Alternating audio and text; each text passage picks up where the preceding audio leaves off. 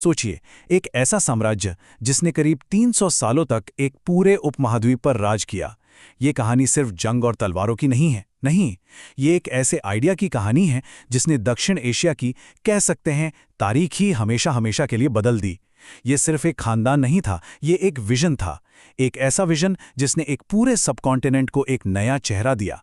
तो चलिए जानते हैं ये सब कैसे हुआ। तो सवाल यही उठता है कि आखिर कैसे एक ही खानदान ने पूरे के पूरे उपमहाद्वीप की पहचान को डिफाइन कर दिया। क्या ये सिर्फ फौजी ताकत का कमाल था या फिर इसके पीछे कुछ और भी था? आज हम इसी सवाल का जवाब ढूंढेंगे, परत दर परत, इस शानदार सल्तनत की कहानी को खोलते हुए। तो चलिए इस सफ़र पर निकल पड़ते हैं। हम शुरू करेंगे सेंट्रल एशिया के मैदानों से, फिर देखेंगे कि इस सल्तनत का जन्म कितना नाजुक था। इसके बाद बात होगी अकबर की, जिसने साम्राज्य को मजबूत बनाया, और फिर उस शानदार दौर की जब शान और शौकत अपने चरम पर थी। आखिर में हम ये भी देखेंगे कि कैसे फैलाव ने ही दरारें पैदा कर दीं, और मुगलों की वो कौन सी विरासत है जो आज भी हमारे साथ है। तो ठीक है, कहानी की शुरुआत करते हैं। लेकिन कहानी इंडिया में शुरू नहीं होती। इसके लिए हमें वक्त में पीछे जाना होगा, सेंट्रल एशिया के धूल भरे मैदानों में, जहां एक नौजवान शहजादा अपने खोए हुए राज्य के सपने देख रहा था, और उसका नाम था बाबर। बाबर का खानदान मतलब जबरदस्त था। सोचिए, एक तरफ तैमूर और दूसरी तरफ चंगेज खान जैसे दो महान विजेताओं का खून। लेकिन सच तो यह है कि वो एक छोटा सा शासक था। अपना घर, फरगना, वो हार चुका था। अपनी सबसे बड़ी ख्वाहिश का शहर समरकंद, वो भी हाथ से निकल गया था। पर कहते हैं ना, हर हार आपको कुछ सिखाती है, और बाबर को इसने और मजबूत बना दिया। काबुल पर कब्जा करना सिर्फ एक नया ठिकाना बनाना नहीं था, नहीं, ये एक नई शुरुआत थी। एक ऐसी शुरुआत जहां से हिंदुस्तान की तरफ देखने का सपना अब हकीकत बनने वाला था। अब कहानी उस मोड़ पर आती है जहां सब कुछ दांव पर लगा था। एक ऐसी लड़ाई जिसने इतिहास का रुख ही मोड़ दिया, और एक ऐसी जीत जो मिलते मिलते लगभग हाथ से निकल ही गई थी। जरा सोचिए वो मंजर, 21 अप्रैल 1526, पानीपत का मैदान। एक तरफ लोधी की लाखों की फौज और दूसरी तरफ बाबर के मुट्ठी भर सिपाही, शायद 10 गुना कम। लेकिन बाबर के पास एक सीक्रेट वेपन था, टेक्नोलॉजी, तोपें और बंदूकें, और साथ में एक ऐसी कमाल की स्ट्रैटेजी जिसे तुलुगमा कहते थे। लोधी के विशाल हाथी तोपों की गड़गड़ाहट से ही बिधक गए। यकीन मानिए, ये सिर्फ एक लड़ाई की जीत नहीं थी, ये एक नए दौर का आगाज था। लेकिन देखिए, एक सल्तनत बनाना एक बात है और उसे संभाल कर रखना बिल्कुल दूसरी। बाबर का बेटा हुमायूं, वो एक विद्वान था, सपने देखने वाला था, लेकिन एक शासक के तौर पर थोड़ा कमजोर निकला। उसने सब कुछ गंवा दिया, पूरे 15 साल दरबदर भटकता रहा, और जब आखिरकार पारस की मदद से उसे अपना तख्त वापस मिला भी, तो किस्मत ने, कह सकते हैं, एक बहुत ही क्रूर मजाक किया। एक मामूली सा हादसा, सीढ़ियों से गिरना, और सल्तनत एक बार फिर अनाथ हो गई। और ठीक उसी वक्त जब लग रहा था कि सब कुछ खत्म हो गया, एक 13 साल का लड़का तख्त पर बैठा। उसका नाम था अकबर, और वो सिर्फ इस साम्राज्य को बचाने नहीं आया था, वो इसे फिर से बनाने वाला था, पहले से कहीं ज्यादा मजबूत, कहीं ज्यादा शानदार। तो सवाल यह है कि अकबर का सीक्रेट क्या था? वो थी एक कमाल की सिस्टम, जिसे कहते हैं मनसबदारी। आप इसे ऐसे समझिए जैसे ये एक बहुत बड़ा कॉर्पोरेट स्ट्रक्चर हो।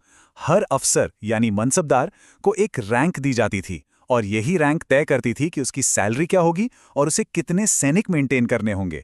ये एक सिंपल लेकिन रेवोल्यूशनरी आइडिया था जिसने साम्राज्य की रीढ़ की हड्डी बना दी। एक ऐसी वफादार टीम जो सीधे बादशाह को जवाब देती थी। लेकिन अकबर की काबिलियत सिर्फ मैनेजमेंट तक ही सीमित नहीं थी। वो ये बात अच्छी तरह जानता था कि एक सल्तनत तलवार के जोर पे नहीं, बल्कि दिल जीत कर बनाई जाती है। उसने दुश्मन राजपूतों को अपना दोस्त बनाया, शादियों के जरिए रिश्ते जोड़े, उसने वो विवादास्पद जजिया टैक्स खत्म कर दिया जो गैर मुसलमानों पर लगता था, अपने दरबार के दरवाजे हर मजहब, हर सोच के लिए खोल दिए। ये एक नया विजन था, एक ऐसा साम्राज्य जो सबका था। तो अकबर ने तो जमीन तैयार कर दी थी, और उसके बेटे और पोते ने उस जमीन पर एक ऐसा शानदार बाग बनाया जिसकी मिसाल नहीं मिलती। जहांगीर और शाहजहां के दौर में मुगल साम्राज्य सिर्फ एक सियासी ताकत नहीं रहा, बल्कि ये आर्ट और कल्चर का एक जीता जागता अजूबा बन गया।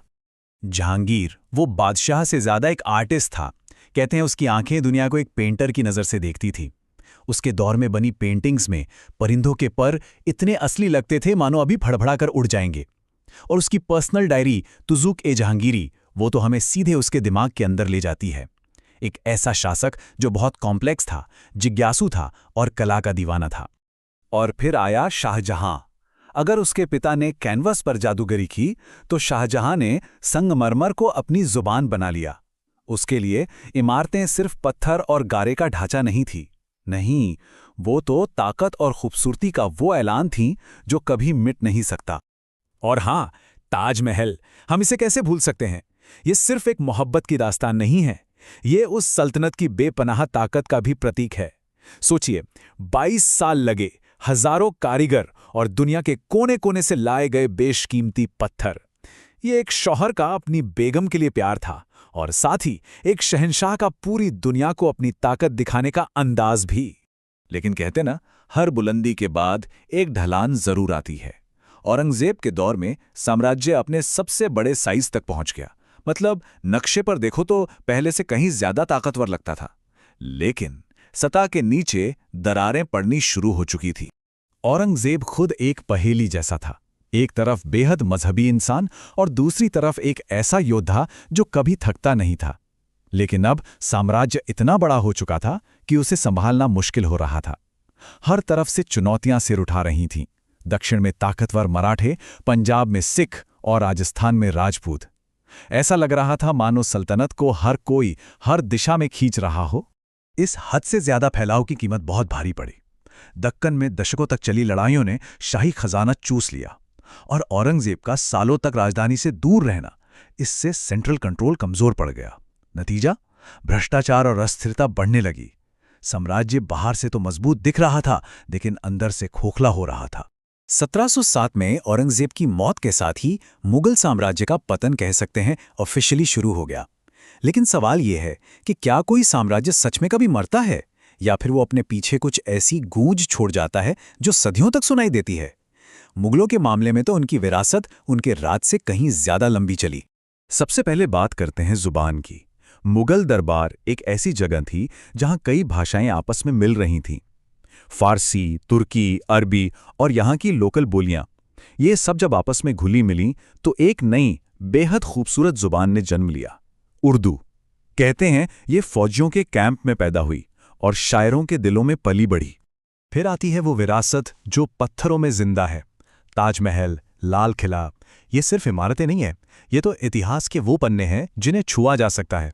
ये आज भी उस सल्तनत की शानो शौकत और उसके बड़े बड़े इरादों की कहानी सुनाते हैं। और आखिर में वो विरासत जिसे हम रोज महसूस करते हैं, हमारे खानों में, हमारे सिस्टम में। आज हम जिस बिरयानी और कबाब के दीवाने हैं, वो मुगल किचन की ही तो देन है। सरकारें जिस तरह से जमीन का टैक्स वसूलती थीं, उसकी जड़ें भी मुगल एडमिनिस्ट्रेशन में मिलती हैं। संगीत, कला, पहनावा, मुगलों का असर हर जगह है। हमारी रोजमर्रा की जिंदगी में इतना घुल मिल गया है कि हम अक्सर उस पर ध्यान भी नहीं देते। तो आखिर में सवाल वही है, मुगलों को कैसे याद किया जाए, जालिम हमलावर या शानदार निर्माता? शायद सही जवाब यह है कि वो दोनों थे।